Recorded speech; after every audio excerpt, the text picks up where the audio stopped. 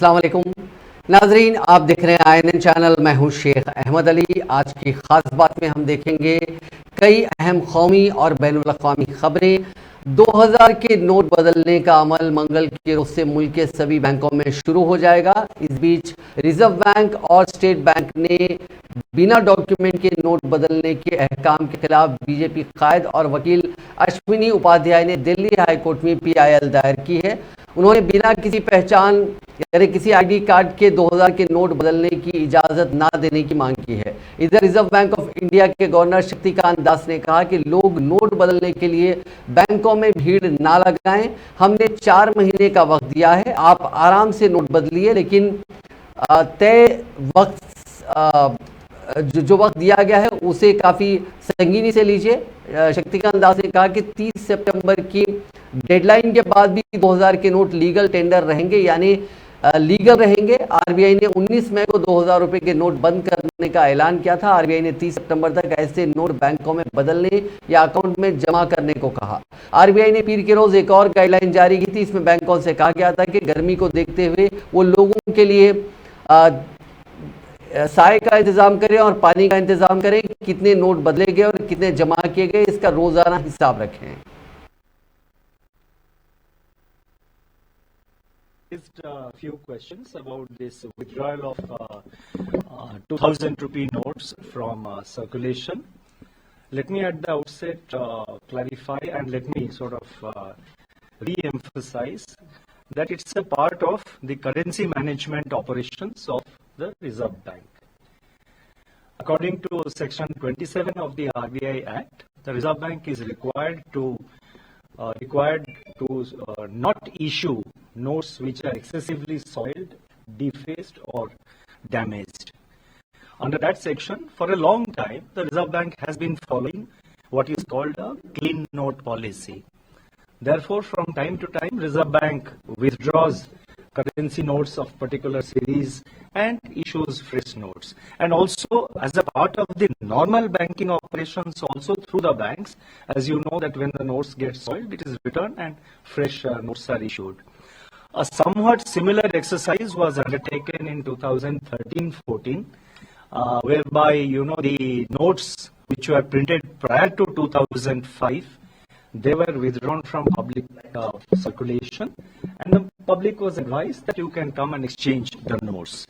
So this time, we are therefore withdrawing it from circulation, these 2000 rupee notes, but they continue as legal tender. 2000 रुपए के नोटों को गर्दी से निकालने के मरकज के इक़दाम पर तनकीद करते हुए कांग्रेस के सीनियर लीडर P चिदम्बरम ने कहा कि 2000 रुपए के नोट ने सिर्फ काला धन का जखीरा करने वालों को अपना पैसा जमा करने में मदद की है। साबिक मरकजी वजीर ने ट्विटर पर कहा कि बैंकों ने वाज़ेह किया है कि 2000 रुपए के नोट बदलने के लिए किसी ID कार्ड, किसी फॉर्म और किसी सबूत की जरूरत नहीं होगी। चिदम्बरम ने कहा कि काले धन का पता लगाने के लिए 2000 रुपए के नोट वापस लेने की BJP की चाल नाकाम हो गई है। आम लोगों के पास 2000 रुपए के नोट नहीं है। 2016 में मुतारिफ कराए जाने के फौरी बाद उन्होंने उससे तर्क कर दिया, क्योंकि 2000 के नोट रोजाना खुर्दा तबादले के लिए बेकार थे। तो 2000 रुपए के नोट किसने रखे और उनका इस्तेमाल किसने किया? आपको इसका जवाब मालूम है। 2000 रुपए के नोटों ने जखीरा अंदोजों को आसानी से अपना पैसा जमा करने में मदद की। अब 2000 रुपए के नोट रखने वालों का नोट बदलने के लिए रेड कारपेट पर इस्तेमाल किया जा रहा है। कांग्रेस लीडर ने कहा कि 2000 रुपए का नोट काले धन को जड़ से उखाड़ फेंकने की हुकूमत के बयान करदा मकसद में एक अहमकाना कदम है। मुझे खुशी है कि 7 साल बाद अहमकाना इक़दाम वापस लिया जा रहा है। उनका ये तबसरा स्टेट बैंक ऑफ इंडिया की जानिब से 20 मई को 2000 रुपए के नोटों की तब्दीली के हवाले से वजाहत करने के बाद आया है। वज़ीर आज़म नरेंद्र मोदी ने पीर के रोज पापुआ न्यू गिनी के गवर्नर जनरल बापदादा के साथ 2 तरफा बातचीत की और दोनों ममालिक के दरमियान मजबूत ताल्लुकात पर तबादला ख्याल किया। मोदी अपने 3 मुल्कों के दौरे के दूसरे मरहले में इतवार के रोज पापुआ न्यू गिनी पहुंचे। एक ट्वीट में वज़ीर आज़म ने कहा कि पापुआ न्यू गिनी के गवर्नर जनरल बापदादा से शानदार मुलाकात हुई। हमने मुख्तलिफ शोबों में अपने मुल्कों के दरमियान 2 तरफा ताल्लुकात को मजीद मजबूत बनाने पर बात की। वज़ारत ख़ारिजा के तर्जुमान ने कहा कि पापुआ न्यू गिनी में वजीर आजम मोदी के दिन का आगाज तारीखी गवर्नमेंट हाउस में गवर्नर जनरल बाबदादा के साथ पुरतपाक बातचीत के साथ हुआ। दोनों ममालिक के दरमियान ताल्लुकात और तरक्याती शराकतदारी की अहमियत पर जोर दिया गया। ये मीटिंग पोर्ट मोरसबी में वाक़ गवर्नमेंट हाउस में इंडो पैसिफिक यानी FIPIC के तीसरे जजीरा टाउन फोरम के मौके पर की गई। गवर्नर जनरल ने पापुआ न्यू गिनी के पहले दौरे पर वज़ीर आज़म मोदी का इस्तकबाल किया। एक बयान में कहा गया कि दोनों ममालिक के कायदीन ने दो तरफा ताल्लुकात और तरक्याती शराकतदारी की अहमियत पर तबादला ख्याल किया और इसे मजबूत बनाने पर इत्तेफाक किया। Those are the emerging nations, and we will rally behind their leadership at global forums.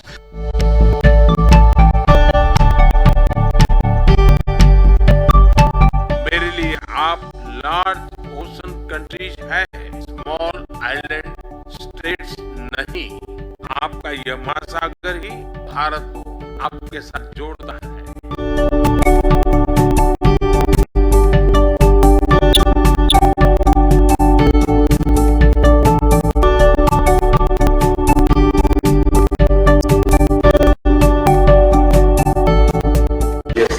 सिर्फ बयान नहीं है, 140 करोड़ भारतीयों का है। ये सम्मान भारत और फिजी के सदियों पुराने रिश्तों का है।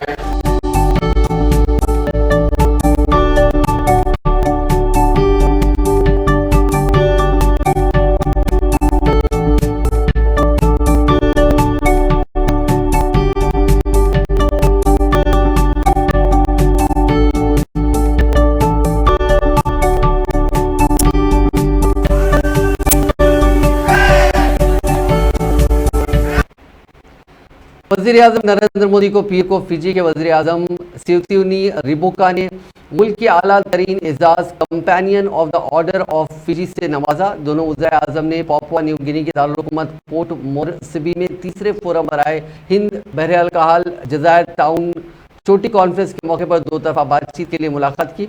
वज़ीर आज़म सेतविनी रिबोका के हाथों से अवार्ड कबूल करते हुए मोदी ने शुक्रिया अदा किया और कहा कि मैं फिजी के लोगों और हुकूमत का शुक्रगुजार हूं कि उन्होंने मुझे companion of order of Fiji से नवाजा। मैं वज़ीर आज़म का शुक्रिया अदा करना चाहूँगा। वज़ीर राबोका को अवार्ड देने के लिए हिंदुस्तान के लोगों के लिए एजाज़ और दोनों ममालिक के दरमियान मजबूत ताल्लुकात का एतराफ़ है।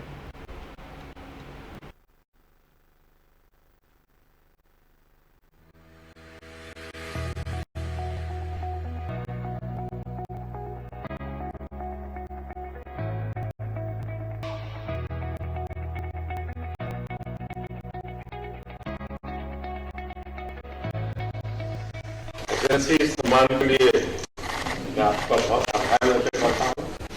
और ये सम्मान सिर्फ मेरा नहीं है, 140 करोड़ भारतीयों का है। ये सम्मान भारत और फिजी के सदियों पुराने रिश्तों का है। ये सम्मान उनके प्रेम का प्रतीक है। इसलिए मैं आपका राष्ट्रपति जी का हृदय से बहुत बहुत आभार व्यक्त करता हूँ।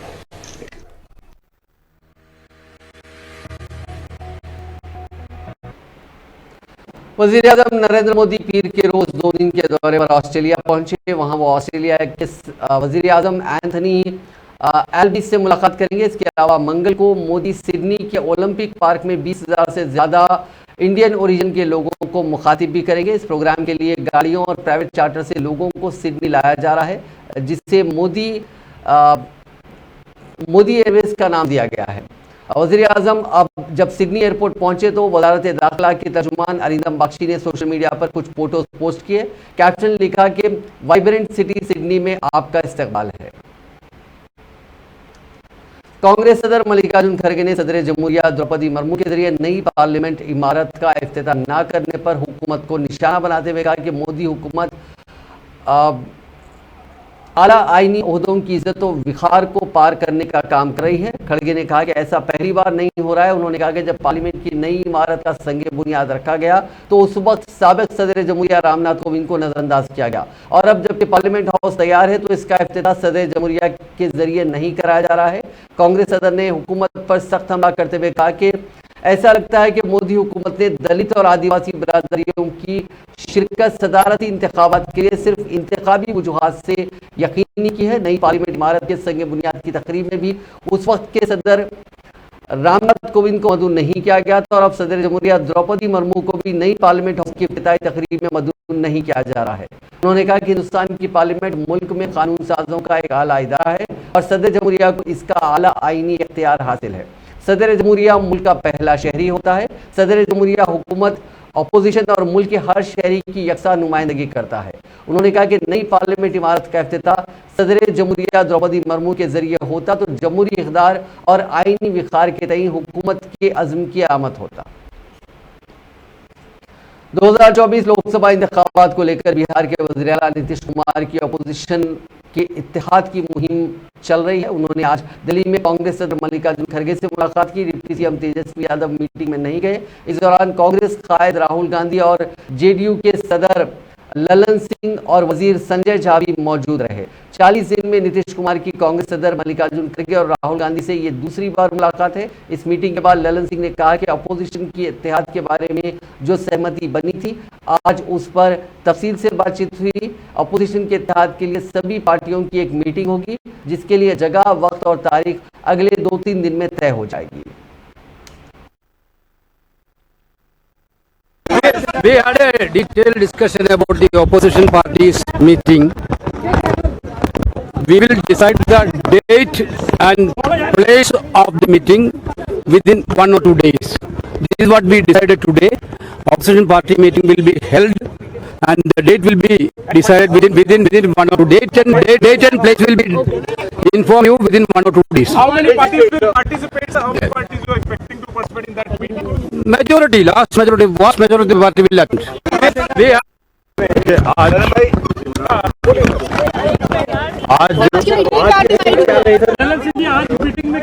आज मीटिंग में विपक्षी एकता के बारे में जो सहमति बनी हुई थी, उस सहमति पर विस्तार से चर्चा हुई और विपक्षी एकता के लिए सभी दलों की बैठक, जगह और समय और तिथि ये 1 से 2 दिनों में तय करके आपको बता दिया जाएगा। मीटिंग कहाँ होगी, कब होगी, कौन कौन लोग उसमें आमंत्रित।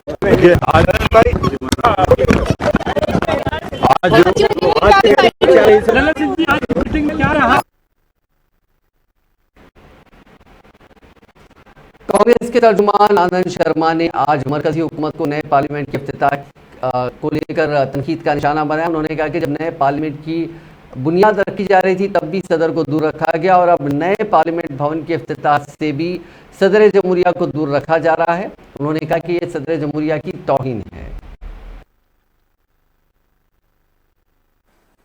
यूके की पार्लियामेंट वेस्टमिंस्टर उसी जगह पर है जहां 1215 में बनी थी, 1108 साल पहले,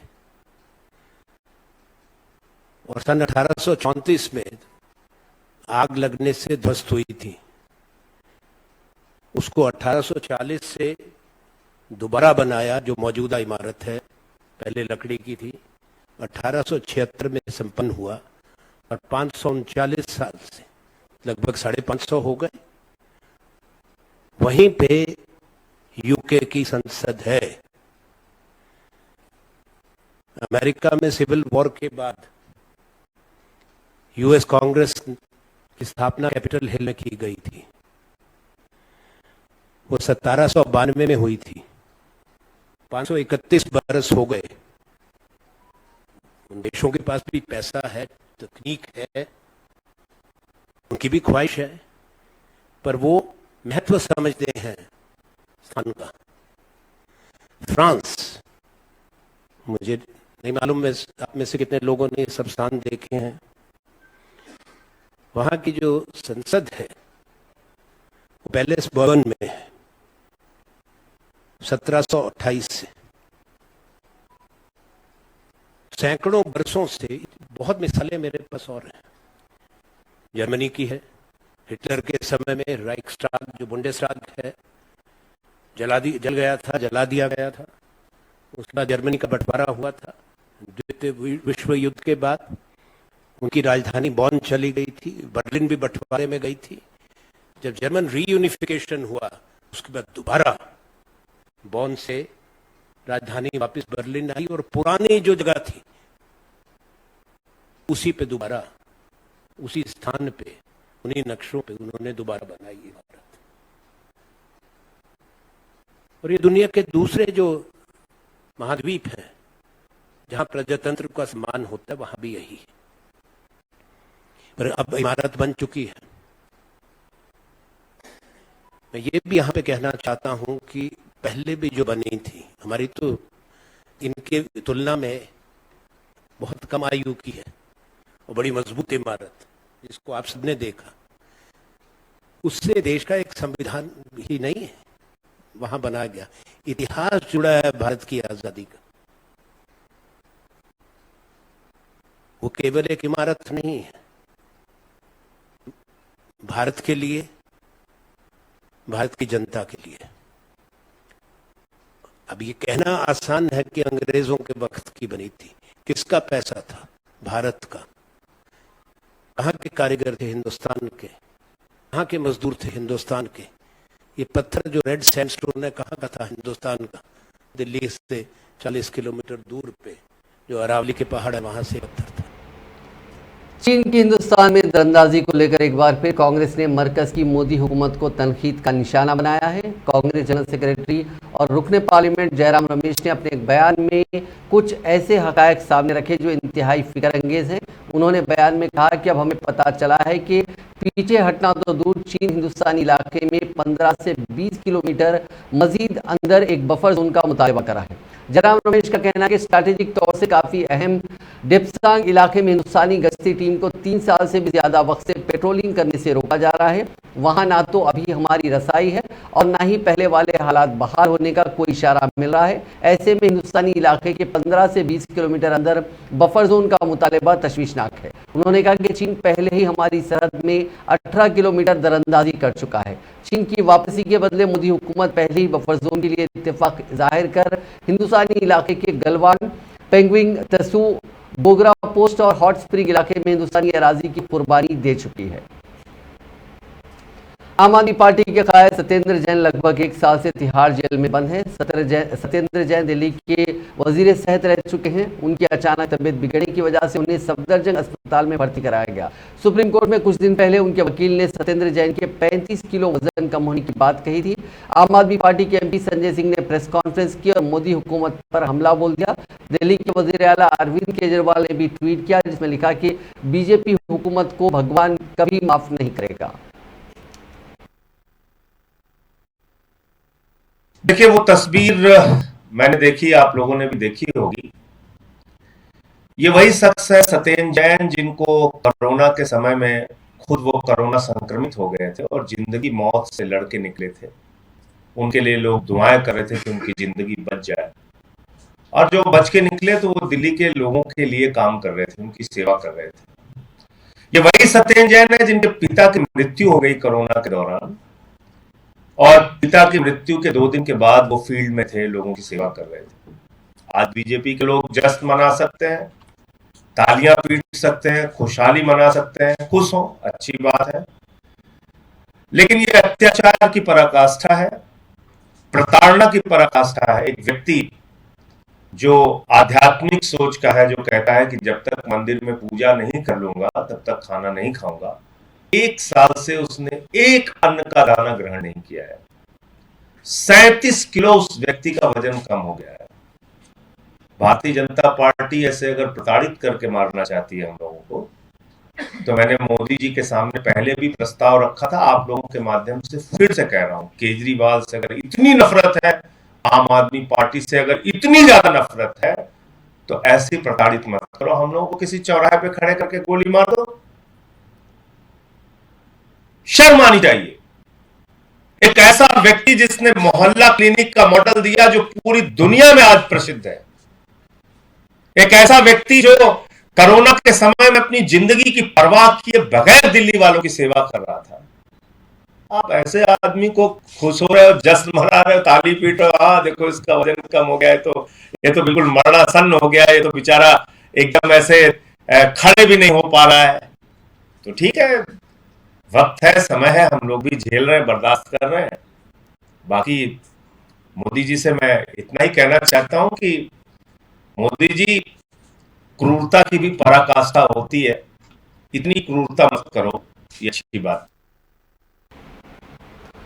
बजरंग दल को लेकर एक बार फिर हंगामा शुरू हो गया है। इस बार जमीयत के डायस से बजरंग दल को बैन करने की मांग उठी। ये मांग जमीयत उलमा हिंद के चीफ मौलाना अरशद मदनी ने उठाई, जिसका जवाब अब गिरिराज किशोर ने पलटवार करते हुए करारा जवाब दिया है। साहब, 70 साल पहले अगर हमारे पूर्वजों से भूल नहीं होती कि देश के बंटवारे में अगर पूरे मुस्लिम कम्युनिटी अगर चला गया होता पाकिस्तान, तो आज भारत में न कोई जाकिर मियां पैदा लेता, न ओवैसी पैदा लेता, न मदनी पैदा लेता, न भारत को गजवाए हिंद की बात करता। आज हमारे ऊपर ही बजरंग दल को लगा रहे हैं, किस पर लगना चाहिए पाबंदी। और ये 70 साल पहले देश का दुर्भाग्य है, हमारे पूर्वजों से बहुत बड़ी भूल हुई और वही भूल का खामियाजा आज की पीढ़ी भोग रही है।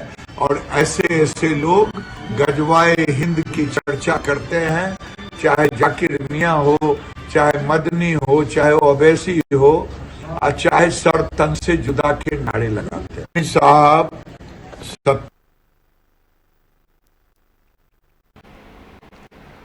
बीजेपी एमपी और रेसलिंग फेडरेशन के साबिक सदर नशीन ब्रिजभूषण शरण सिंह की नार्को टेस्ट की चुनौती को रेसलर्स ने पीर के रोज कबूल कर लिया।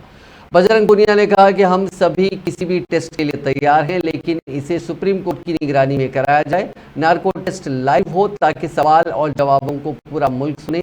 ब्रिजभूषण ने इतवार के रोज कहा था कि मैं अपना नार्को टेस्ट, पॉलीग्राफ टेस्ट और लाइट डिटेक्टर टेस्ट कराने के लिए तैयार हूं, मगर मेरी शर्त है कि मेरे साथी विनेश फोगाट और बजरंग पुनिया का भी यही टेस्ट होना चाहिए। वो मीडिया बुलाकर इसका ऐलान करें। रेसलर्स पिछले 30 दिनों से जंतर मंतर पर ब्रिजभूषण सिंह के खिलाफ जांच और गिरफ्तारी की मांग कर रहे हैं।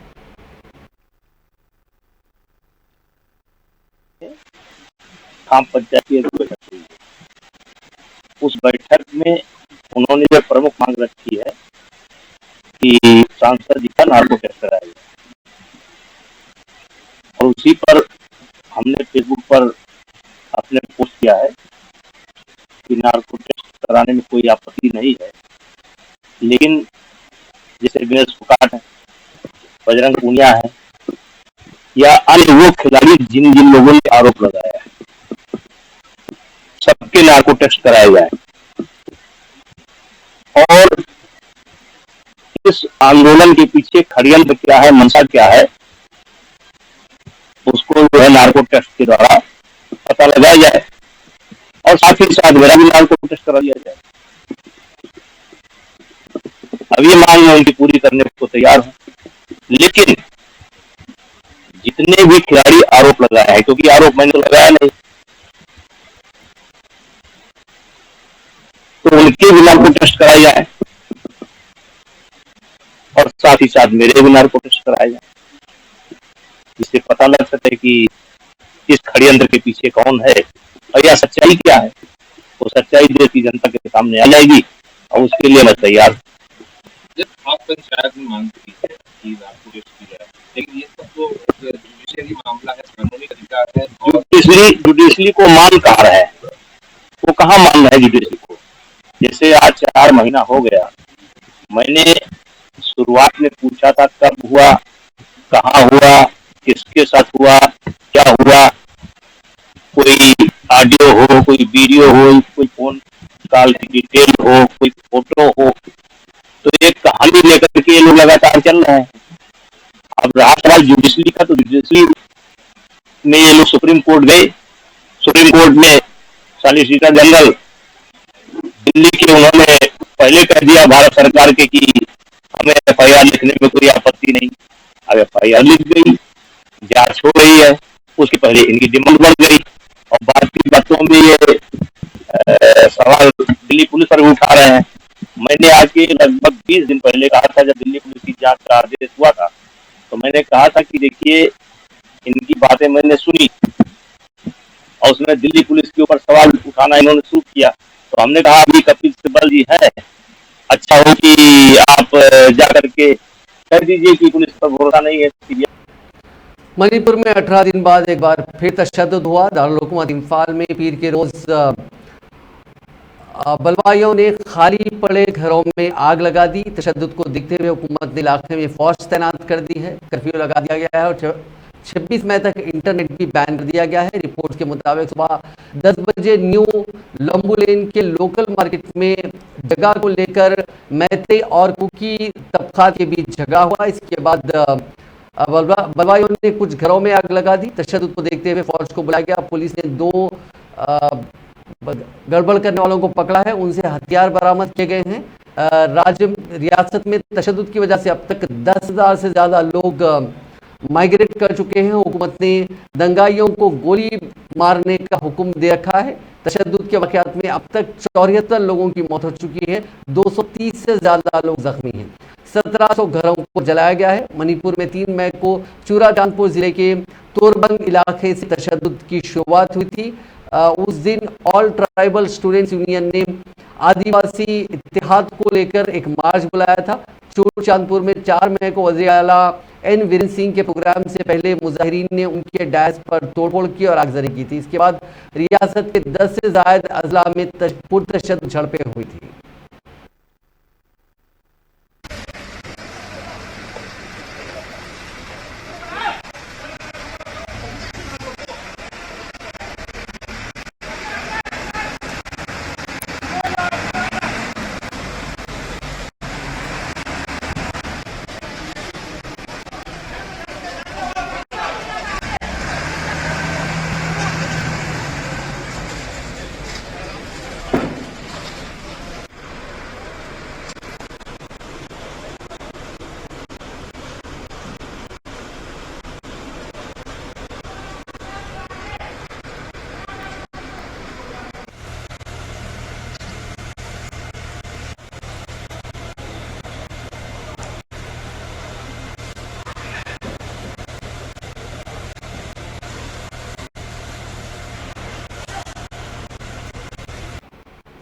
साउथ अमेरिकी मुल्क गुयाना के गर्ल्स हॉस्टल में इतवार की देर रात आग लग गई।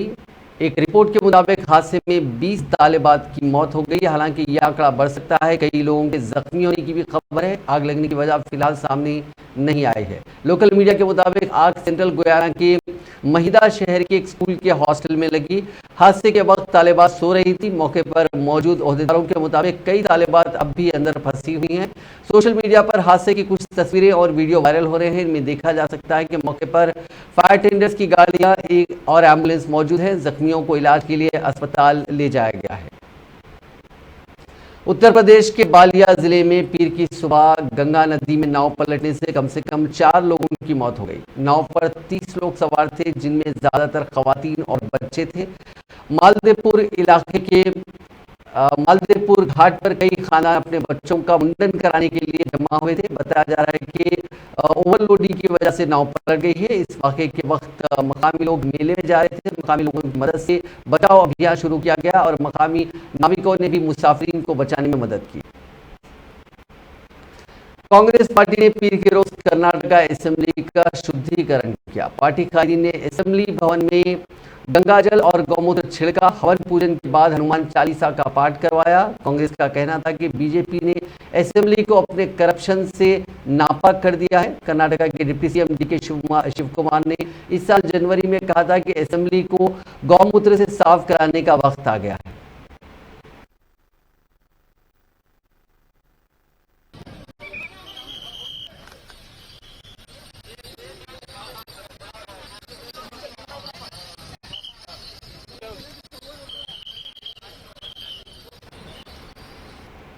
दिल्ली में इतवार की रात एक बीएमडब्ल्यू ने बाइक सवार को टक्कर मार दी। पुलिस के मुताबिक बीएमडब्ल्यू को 28 साल की खातून चला रही थी। वो ग्रेटर कैलाश से एक पार्टी से लौट रही थी, जबकि 36 साल का शख्स अपने लिए दवाई लेकर जा रहा था। बाइक को टक्कर मारने के बाद बीएमडब्ल्यू सड़क के किनारे एक जनरेटर से जा टकराई।